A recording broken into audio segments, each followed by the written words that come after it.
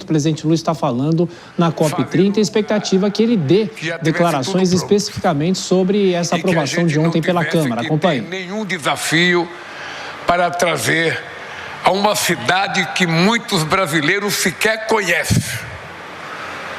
E eu quero agradecer a vocês outra vez por isso.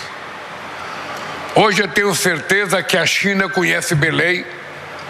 Hoje eu tenho certeza que Berlim conhece Belém. Hoje eu tenho certeza que Paris conhece Belém. Hoje eu tenho certeza que a Rússia hoje conhece Belém. E eu tenho certeza que muita gente do sul do país, do meu país, hoje conhece Belém. E era muito importante para nós colocar a Amazônia como ela é, do jeito que ela é, na cabeça dos povos do mundo inteiro. Eu tenho certeza que hoje as pessoas conhecem que não só existe uma cidade chamada Belém, que é onde nasceu Jesus Cristo, mas que existe a Belém do Pará, do povo brasileiro, um povo extraordinariamente simpático, agradável e generoso, que vocês devem ter participado.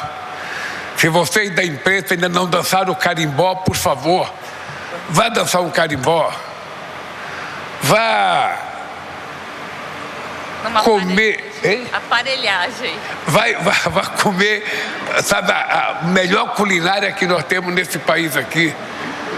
E vá se divertir, porque isso aqui é um povo extremamente generoso e simpático. Eu sinceramente, estou muito feliz. Eu saio daqui agora, eu vou para Brasília. Amanhã eu vou para o Salão do Automóvel, que fazia 8 anos que não funcionava em São Paulo.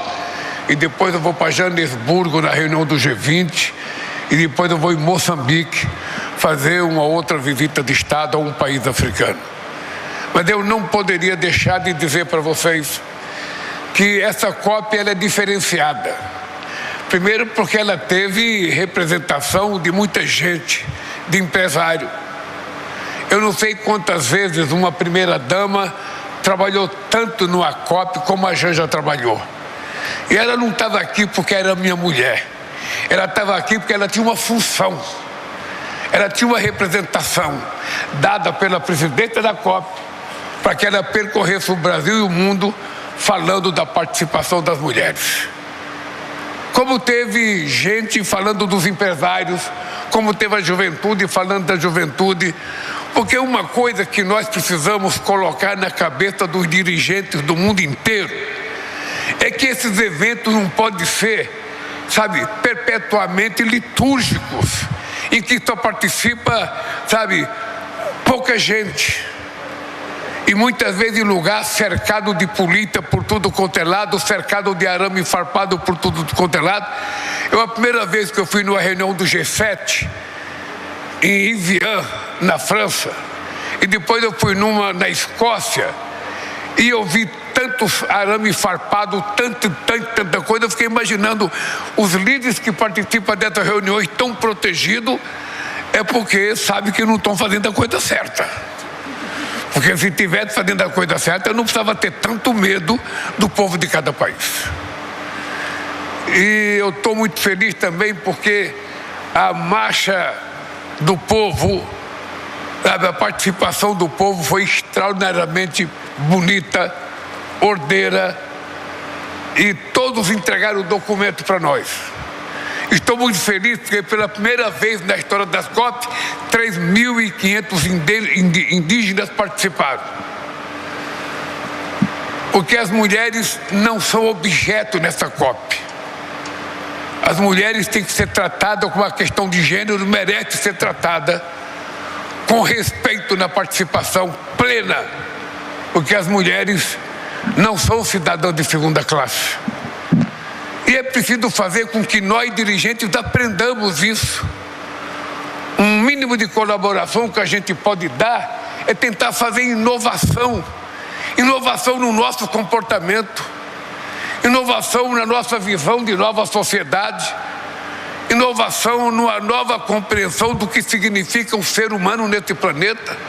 Qual é o papel da juventude, qual é o papel das mulheres, qual é o papel do homem, qual é o papel dos negros, sabe? Todo mundo tem um papel na sociedade. E essa COP foi um pouco isso.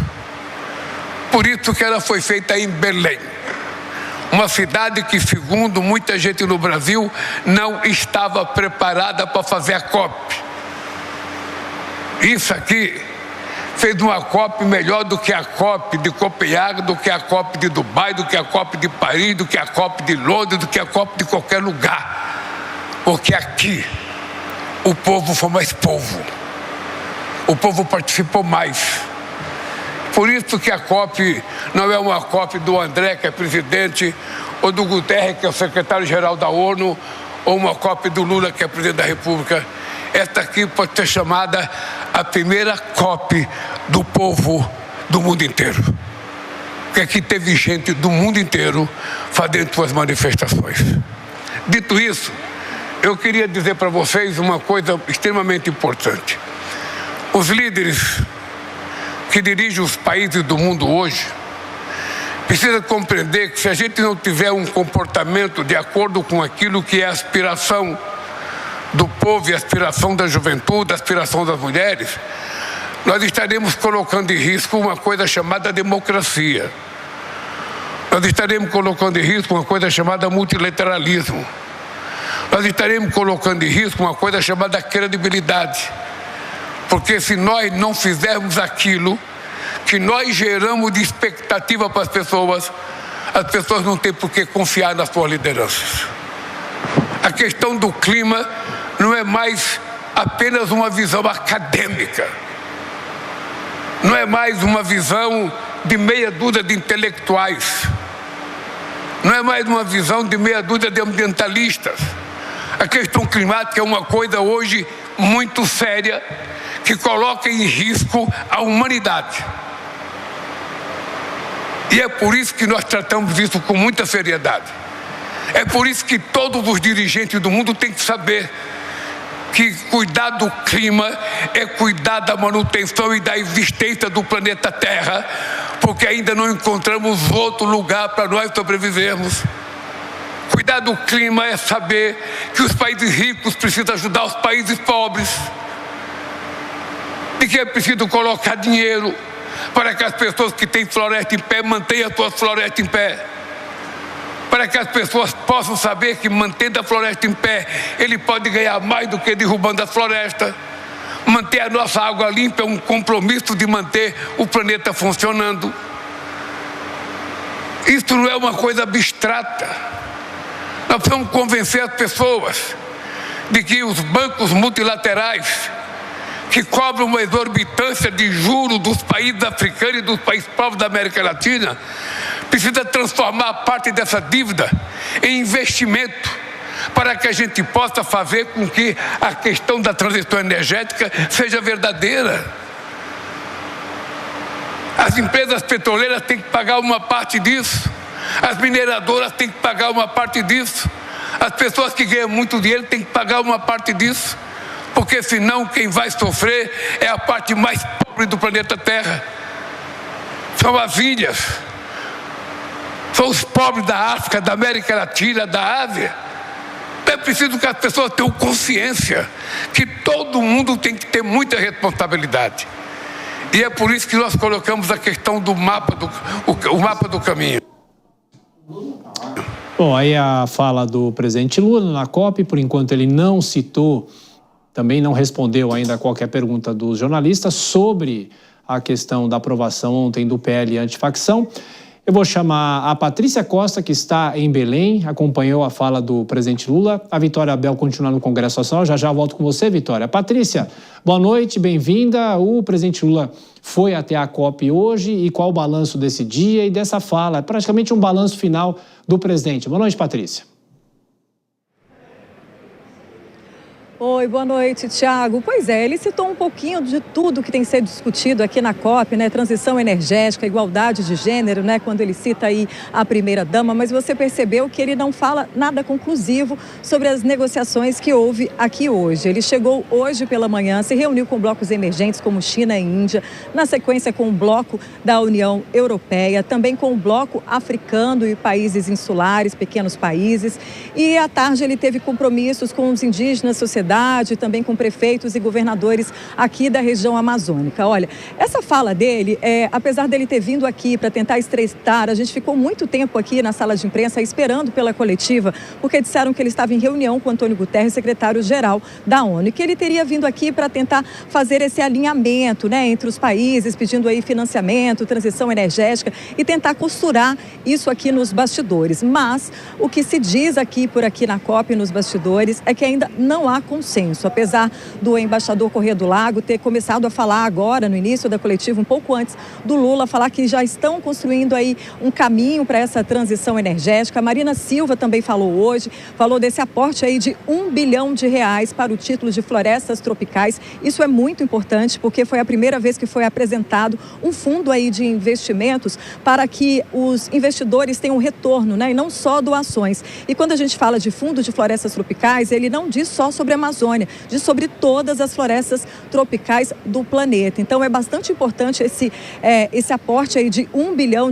Era esperado que a Alemanha contribuísse e a Suíça também contribuiu com o Fundo Amazônia, outros países fazendo isso, abre aí uma coisa mais de credibilidade para que outros países também façam esse aporte, que é visto com muito positivo por especialistas e também ambientalistas, porque é um jeito de fazer com que a floresta dê recursos financeiros em pé. Então que haja esse investimento, né, esse fomento nesse sentido. Por aqui, as reuniões continuam. Hoje, ainda vai até mais tarde. Eu conversei um pouquinho aqui nos bastidores com a embaixadora Lilian Chagas, que explicou um pouquinho sobre esse mapa do caminho que o Lula se referiu. Esse mapa do caminho, ele não está oficialmente nas discussões ali da Convenção da ONU neste momento. Ele foi uma coisa que surgiu ali nos bastidores, com uma palavra mutirão. Tem um bloco da Colômbia, né, presidido aí pela Colômbia, está caminhando com isso ali no entorno, mas eles ainda não têm isso estabelecido. Isso pode, né? Eles podem fazer acordos, olha, o mapa do caminho vai por aqui, por ali, mas ainda não está na convenção. Tem muita resistência ainda do bloco africano, que resiste aí às regras de adaptação, querem primeiro o investimento. Os financiadores ainda estão inseguros em colocar dinheiro sem essas regras estarem muito estabelecidas. E tem também o bloco que defende uma substituição aí do petróleo de forma muito progressiva e não imediata, como pedem os ambientalistas e especialistas aqui. Tiago.